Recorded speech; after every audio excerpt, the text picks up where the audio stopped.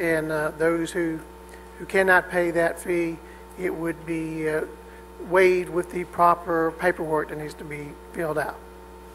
Okay. That's correct. All right. So motion's been made and properly second. All those in favor say aye. Aye. Opposed, same. Motion carries. Thank you, Chief. Okay. Next, we have the continued discussion of the VDOT revenue sharing programs. Mr. Finchel.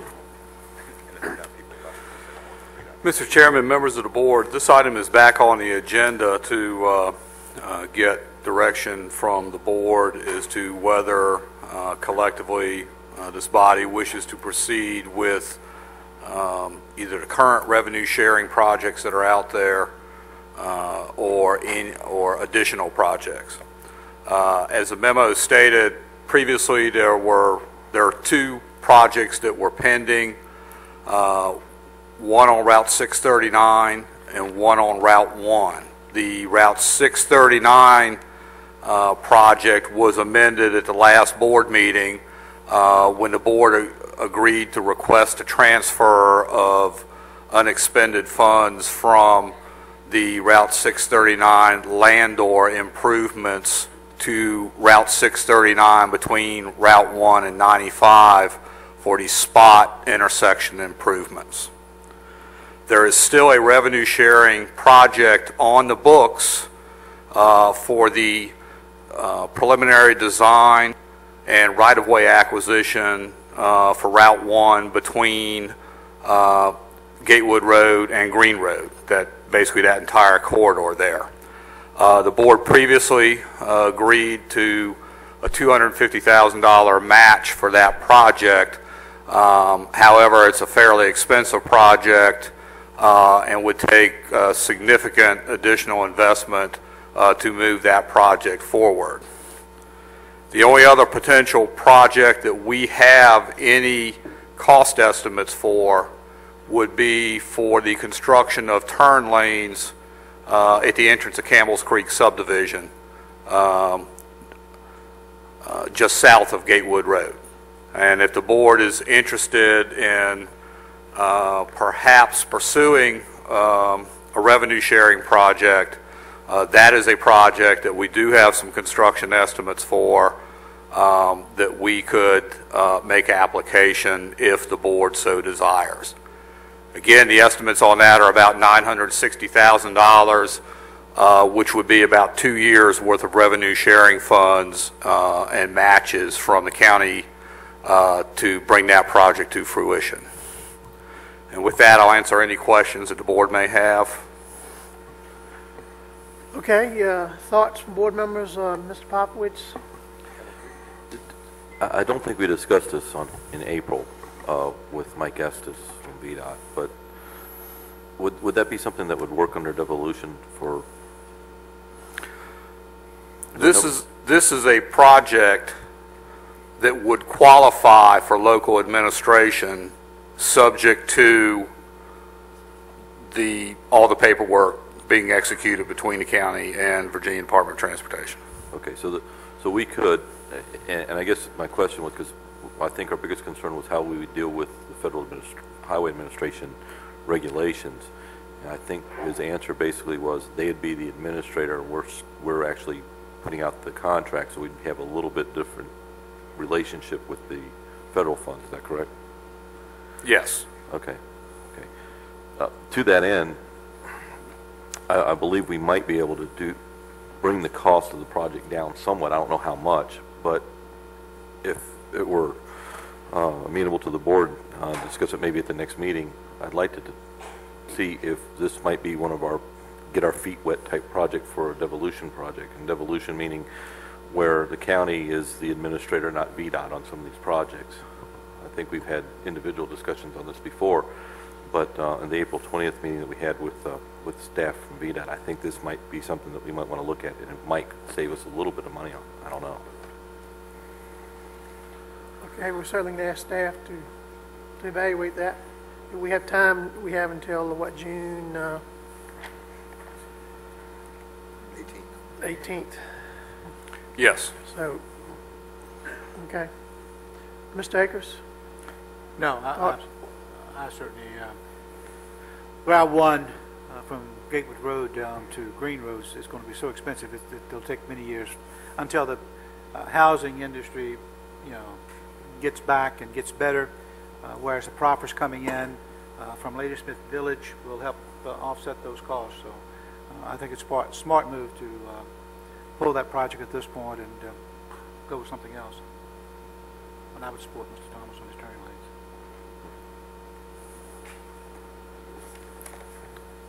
No. It must be all the teachers. I'm fine with moving forward with Campbell's Creek. Well, I appreciate some board members saying that they would move forward with Campbell's Creek, and Mr. Fincham, I've said personally this was not only a great project because it's in a district that I represent, but it's a project where people have actually lost their lives. And I mean, it took us 20 years to get a lighted 207 and Route 1. It had to be because somebody lost their life there. We shouldn't have to go through that. And circumstances sometimes work out for the greater good, so it's about time we do that. So let's move forward with the Campbell's Creek turn lanes before there's another tragedy. And I appreciate the other board members saying they would move ahead with that, so thank you. Mr. Fincham, do we need to do anything before we move forward with this, or can we approve it tonight? It's up to you, Mr. Chairman. If you all want to go ahead and approve us making the submitting the necessary paperwork, we can look at the administration, contract administration issue separately. If Okay. Because we don't have a choice. And we have to identify the funding source. Yes, sir. Proffer money. But it's going to be at least a 2-year project because we don't have half the money yet from VDOT.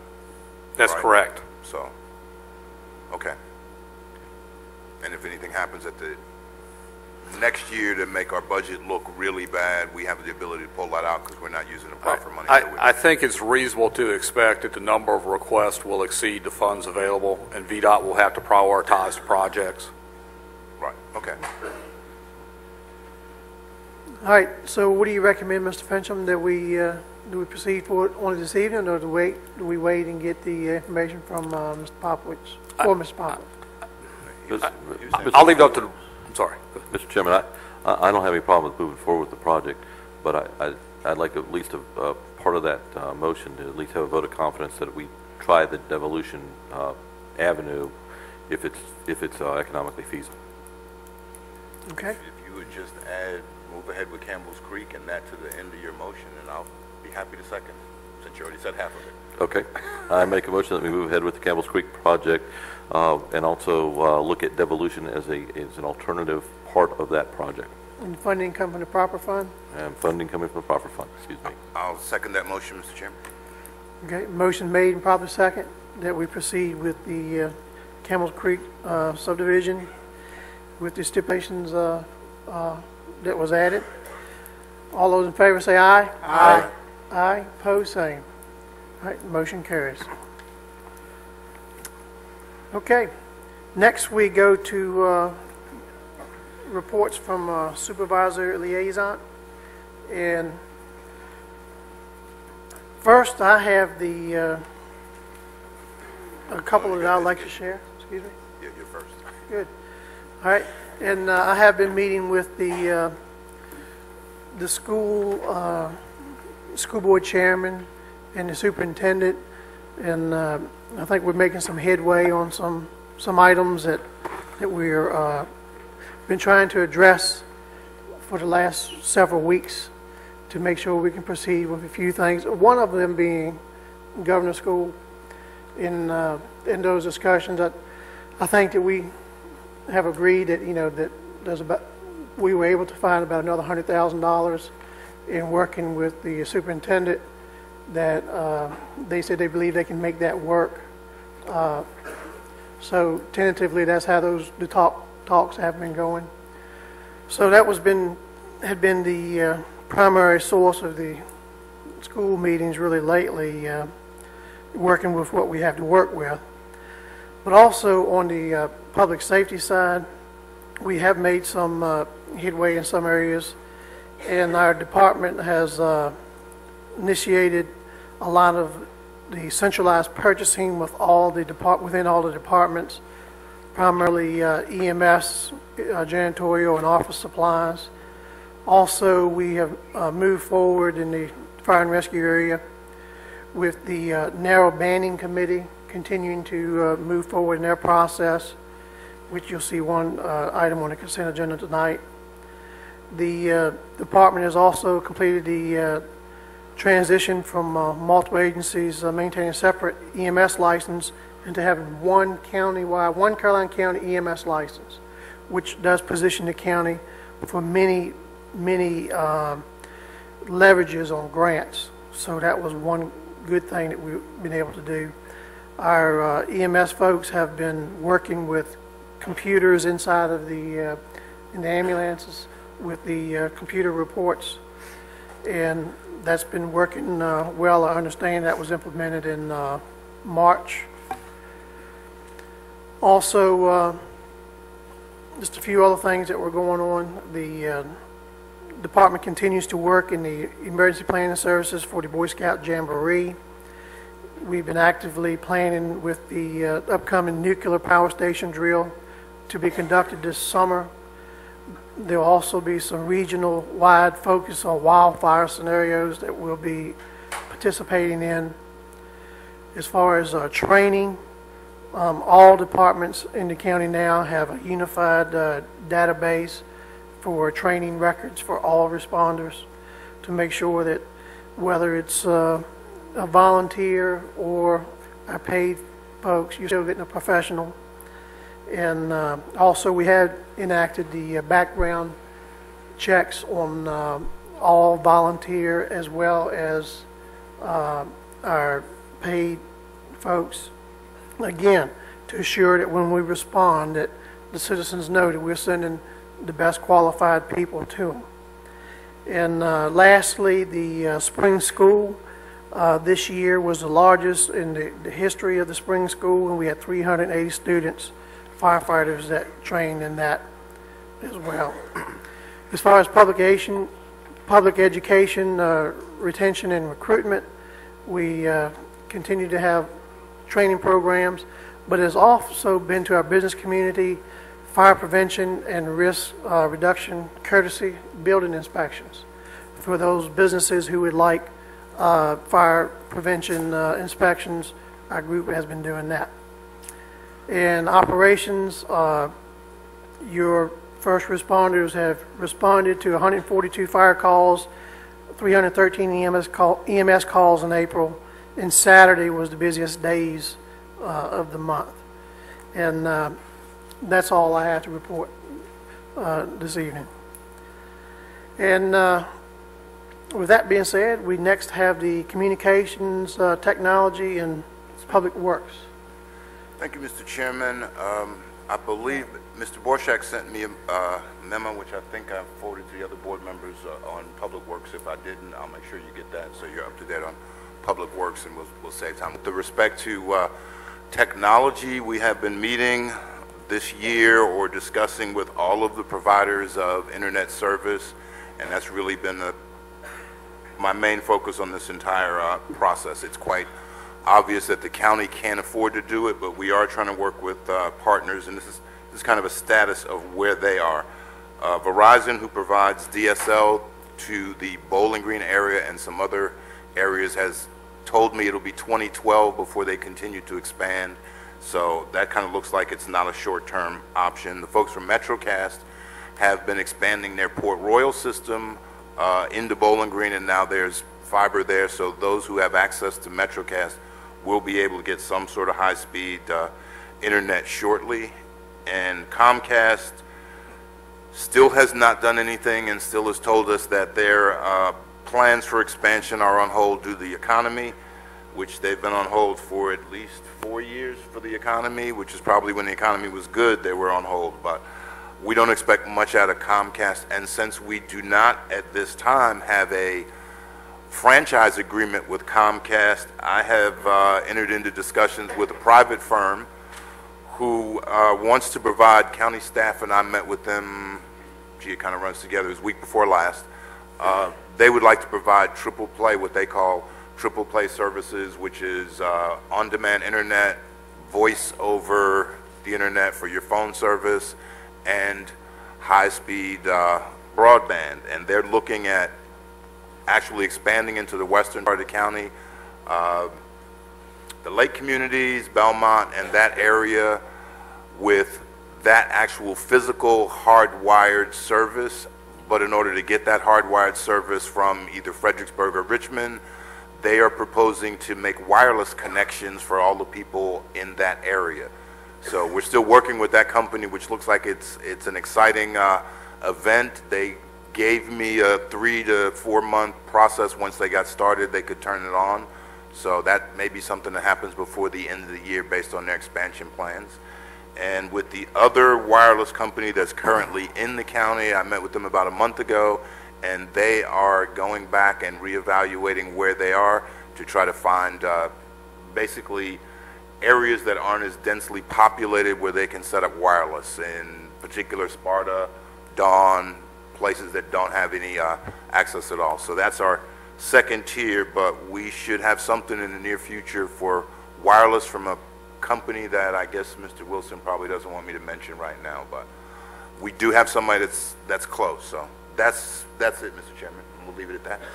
Okay, thank you, Mr. Vice Chairman. Next, Mr. Akers, Finance and Recreation. Thank you, Mr. Chairman. Certainly, the Finance Department has been working and monitoring the state budget process and the cuts and additions, certainly trying to put the final touches on the FY 2010-2011 budget. Her department, Ms. Hatcher's department, has completed information required for the post-employment actuarial study. Schools recently completed their portion. They've now received a draft report on both the county and the schools, so the audit can now be completed without being a qualified report. The 2009 audit is now completed and given to all required agencies. You mentioned the meetings between the schools and the county staff about joint purchasing, and I think there have been 4 meetings held thus far, and progress certainly has been made in that direction. As far as the Recreation Department, the Recreation Department is sponsoring on Saturday, May 15th, its 5th annual Bicycling for Safe Communities event in the Reedy Church District inside the Caroline Pines community. Bike registration and inspection for all will begin at 9 o'clock a.m. with the start of the bike ride beginning at 10 a.m. And as Mr. Howard has said, this is a family event to help us promote Caroline County as a safe place to live. Mr. Howard has started the interview process for staffing this summer fun and exploration day camp program that the county is going to have this year. It's going to be somewhat different than what we've offered in the past, which I believe is going to be good for the young people of the county. So we're looking forward to that. The Parks and Recreation Department has agreed to become one of the many partners with the public school system in trying to obtain the 21st Century Community Grant that will provide after-school services to middle school age students.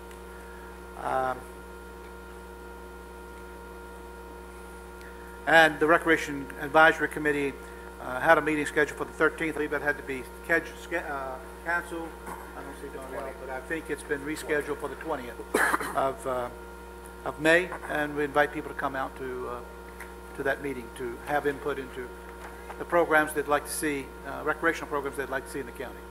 Thank you, Mr. Chairman. Thank you, Mr. Akers. Planning and Economic Development, Utilities in the Town of Port Royal, Mr. Popowitz. Yes, Mr. Chairman.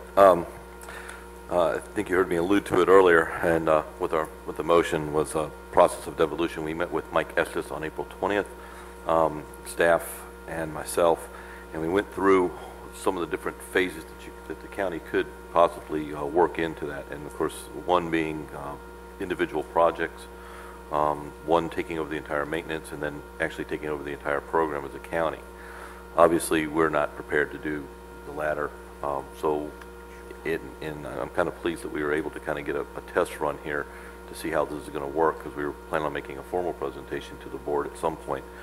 But we felt that maybe individual projects we might be able to come up with some cost savings under devolution and the devolution process, and that's kind of where we're headed anyway. So, also, staff is working on the traditional neighborhood development with VDOT so in the future in our development area and designated growth areas, we have a little more traditional type neighborhood looking developments. We've also received a $490,000 grant. Virginia Department of Rail and Public Transportation in the Fredericksburg area Metropolitan Planning Organization has agreed to receive the monies for that and help us with our environmental impact study for rail station. Also, the county has received a $50,000 grant in the form of consulting assistance from VDOT for urban development areas, which is required by the Code of Virginia. So we have to identify a UDA in the county, and so we'll be working on that, and that has to be done by 2011. Some good news is we've won the William Barton Rogers Award for our display, the whale display at the Visitor Center. I thought that was kind of interesting. That the Virginia Museum of Natural History put together for us a couple years ago. The Secretariat event at Minnow Farm this March had 400 guests, so we consider that a pretty good success for Secretariat. And I don't know if anybody saw, but there is a movie coming out about Secretariat here, so maybe we'll get a little more press from that as well, so I'm kind of excited about that. We had a genealogy conference, brought about 30 visitors that stayed in our hotels for the event, so we were pleased with that as well as far as tourism. Gary continues to work with business recruitment. I think we have about 5 or 6 technology companies that seem to be on the hook, as we alluded to earlier. And I don't want to steal Mr. Akers' thunder, but on May 22nd, Ladysmith Days will be held. And one more thing we're working on at the Meadows Event Park with the State Fair is a possible Civil War reenactment. So, all good things. Okay. Thank you for that fine report. All right, and Mr. Seeley has a report from the Town of Bowling Green update in Fort AP Hill. Thank you, Mr. Chairman. For all of us that aren't really accustomed to it, town elections were actually held last week. So we have 3 new members to the Bowling Green Town Council. Port Royal also has a couple new members as well. The other thing, the town is now, I think, closer to a PPEA for the 301 corridor. We're probably going to see more about that. The property owners have gotten together a couple times to talk about that. I think from our perspective, it'll be interesting to watch to see how this unfolds and how they actually implement that if they get there. We've been working on an MOU with AP Hill, Mr. Popowitz and and I guess where it stands still with that, we're hoping that sooner or later that gets started again. It's something that needs to happen. The Major General will be here June 1st, I believe, to talk to the Military Affairs Council at an evening meeting. I'd encourage anybody that's never been to one of those meetings. They are very, very good and very, very informative. If you have the opportunity, I would recommend coming. Short report tonight, Mr. Chairman. All right. All right. Well, thank you all for your report, and we appreciate our staff members who help generate those and make these committee meetings work. All right. Next, we have item 4, our consent agenda items. Any issues to pull or motion would be in order? And don't forget, we had the 2 addendums. We added G. G and H. We added G and H. Mr. Chairman, I make a motion that we accept the consent agenda items as amended. Second. Okay, motion been made and properly seconded. We accept the consent agenda items. All those in favor say aye. Aye. Aye. Opposed, same. Motion carries.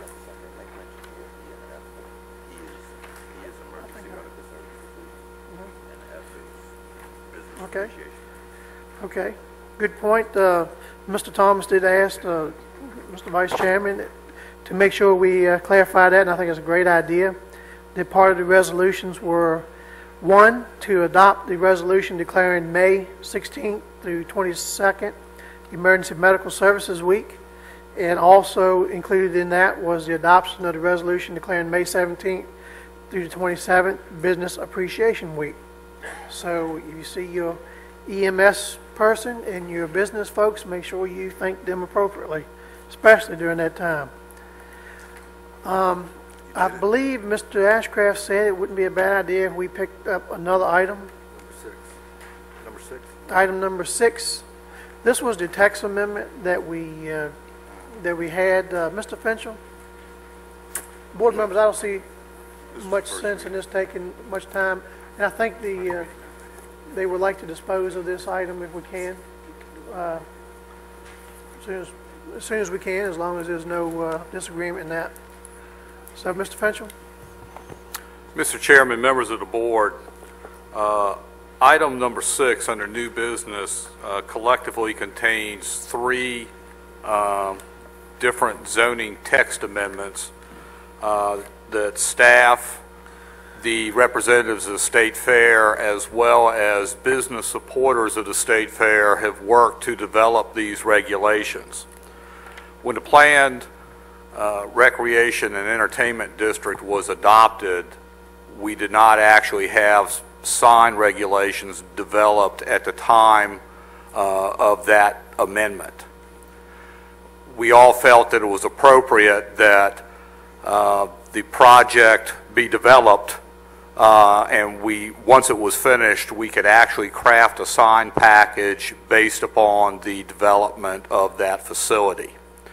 Over the course of the last 6 months or so, we've been working with the State Fair and other stakeholders to develop a set of sign regulations to go with the planned recreation and entertainment district that would meet the intent of that district to ensure a quality sign packet that complemented the site while providing the necessary directions to the traveling public and to promote the business interest and stakeholders at that facility.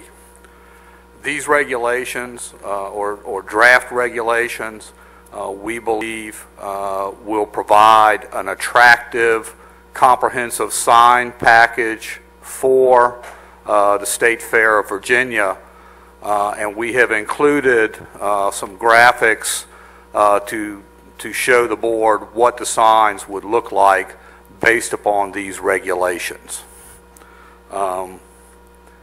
With that, I'll answer any specific questions that the board may have.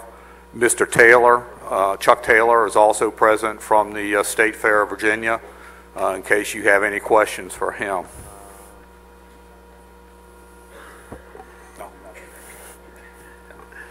No, he's the Chuck Taylor. Yeah. Okay. Mr. Chairman, this is the first reading as required by ordinance. Right. Assuming there are no major changes, we would ask that this be put on the May 25th board 25th. agenda for hearing. All right. Okay. Okay, so we do, there's no major changes. We would have to just bring it back on the 25th. Make a motion to Okay, move motion. to second reading and public hearing, if you would. Motion would be in order. I'll make a motion that we move this for the second reading to the 25th of May meeting And public hearing. and a public hearing. Second. Okay, a motion made by Mr. Seeley, seconded by the Vice Chairman. All those in favor say aye. Aye. Opposed, same. All right, motion carries. Okay, any other items at this point? Any board members say we can take up, Mr. Ashcraft? Or just- Permanent decal would be the only other one.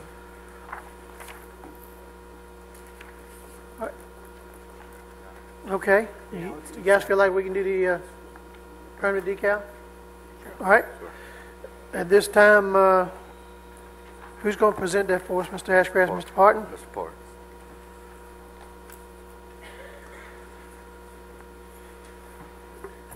Good evening, Mr. Chairman, members of the board. Mr. At Parton? the last meeting, the board indicated that it wanted to consider the possible elimination of the vehicle decal, which is probably better known as the county sticker, in favor of either of a a permanent decal or eliminating it entirely.